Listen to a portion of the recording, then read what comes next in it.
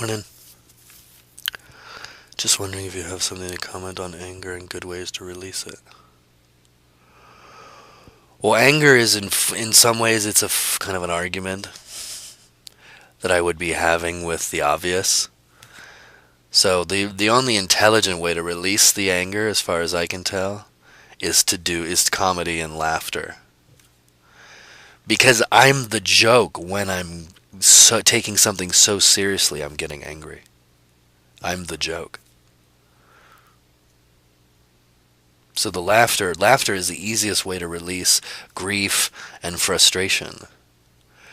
Because both of these things are arguments with the obvious.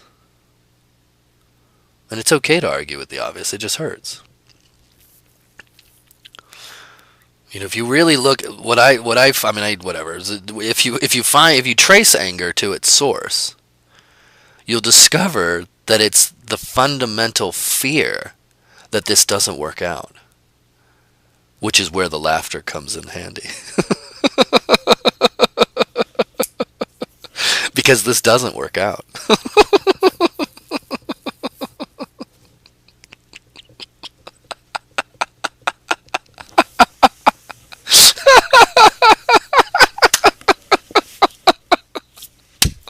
This doesn't work out for anybody.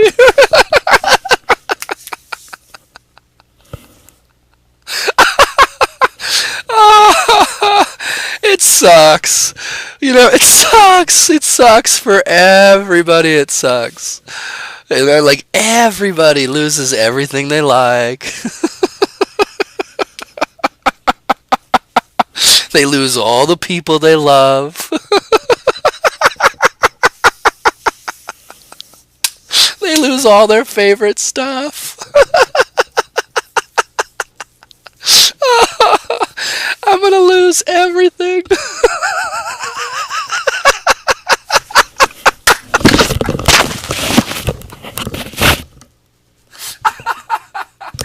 Oh, it's so funny. Oh.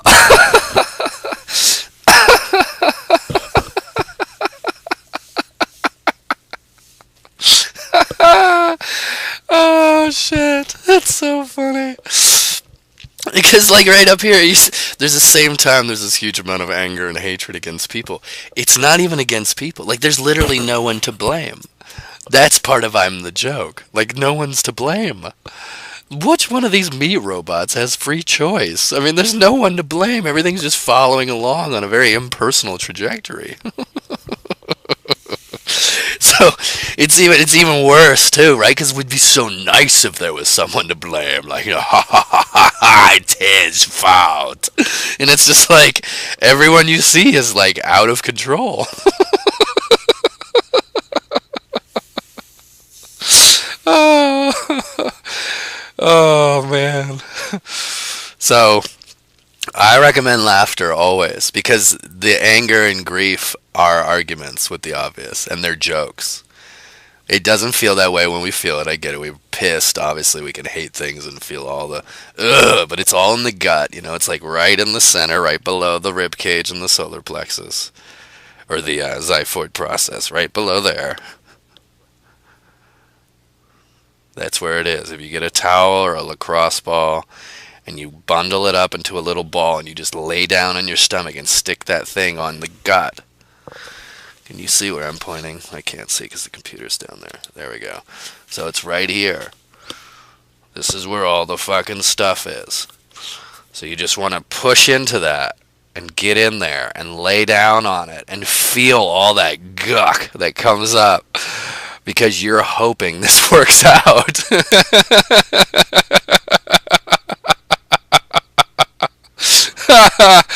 Oh, just get in there. Find all of yesterday's sorrows. I didn't get what I wanted. I didn't get what I wanted. Find all of tomorrow's fear. I'm not going to get what I want. I'm not going to get what I want. And then find today's peace. Oh, this is it.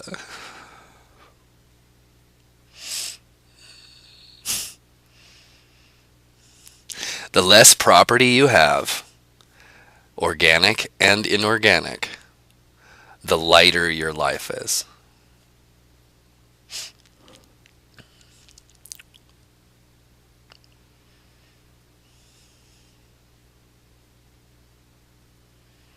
don't own people, and you don't even own your desires.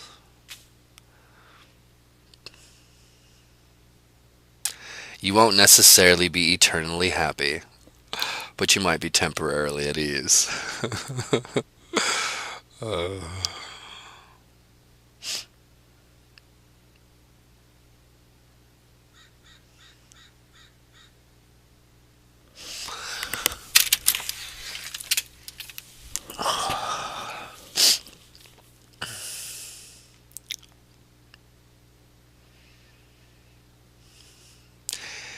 The frustration will always come down to possessions.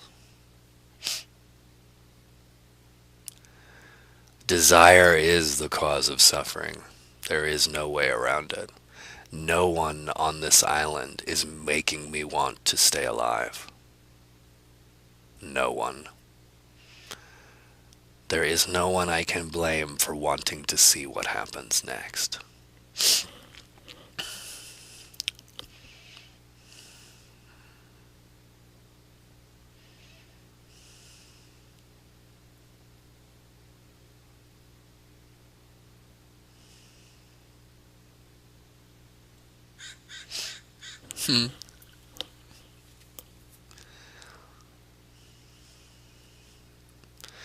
Being alive is a pain in the ass.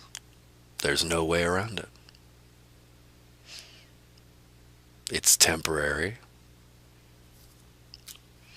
We get what we want sometimes. We don't get what we want sometimes. Nobody makes us want what we want. We're stuck with our own greediness. I suffer my inability to be grateful. I suffer my inability to be patient. I suffer my inability to accept that I don't always get what I want.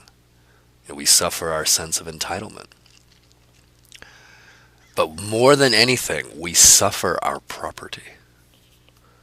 Whatever you decide is yours in this place, where everything is made of going away, comes with a great cost. Doesn't mean we can't use things. But if you decide that your favorite thing that you have to have in order to have a good life, or in order to be you, is another temporary thing, you are setting yourself up for a moment of ouch. No problem. Just understand that. Any of the people you see, if you make any of them property, you're setting yourself up for the moment where you lose your property.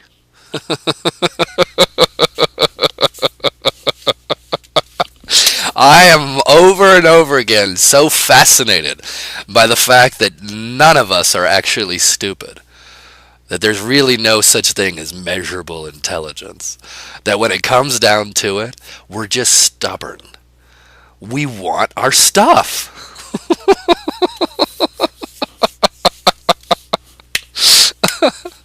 Oh, I love it. If you have private property, if you call anything yours, including the fucking thing you might be, you're gonna suffer the loss of it, because it's inevitably going to be lost. I know it's easy to say, but I really, I think this is even less spiritual than, it doesn't have anything to do with Buddhism. It's something that's shockingly simple. If I make it my property, then I'm gonna suffer the loss of it. And no one forces me to make anything property. That's one of the greatest jokes I've ever felt.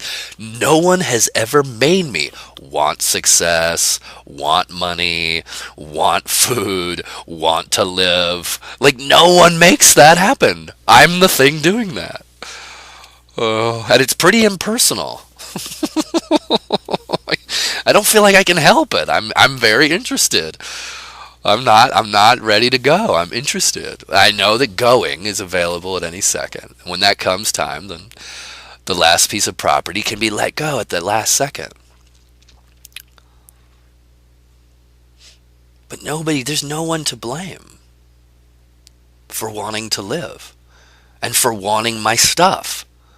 There's no one to blame. Nobody walks into the bedroom in the morning and puts a gun to my head and says, do the things you like to do. Care for yourself the way you must. Like, I'm the one doing that shit. I'm the one that makes me go to work. I'm the one that makes me believe that I have to have a car or else. I'm the one that makes me believe I have to have a phone or else. I'm the one that makes me I gotta have my coffee or else I'll really discover I hate my job. I'm the fucking thing that makes me suffer. There's nothing else that does it. Unless I assume free will, which I don't, because that is a fucking setup for misery. I don't know why anyone would assume anyone has free will. It makes no sense. They can't help it, I know, but still. Can you imagine? Like, no one to blame. Can't blame the polar bears. You can't blame the president. You can't blame the voters. You can't blame the country clubs. You can't blame the fucking invisible beings. You can't blame religions. There's nothing to blame. This whole thing doesn't make any sense whatsoever. Being alive. A universe. It makes no sense. It's so fucking awesome. It makes no sense. And nobody can make me want to live. The fundamental cause of all of the ouch is the desire to live.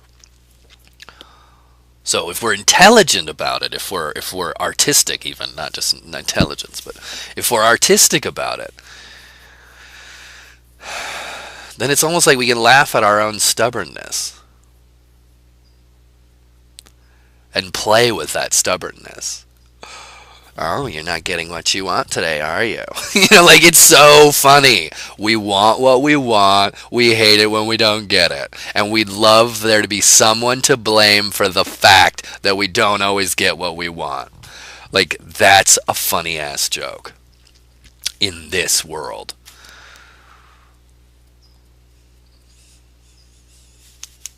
So I recommend laughter over and over again. And I recommend really taking a nice inventory, like you would if you had to for the IRS, which is less important than you. Take a nice inventory of your stuff and ask yourself if it's worth it to continue to believe you own it.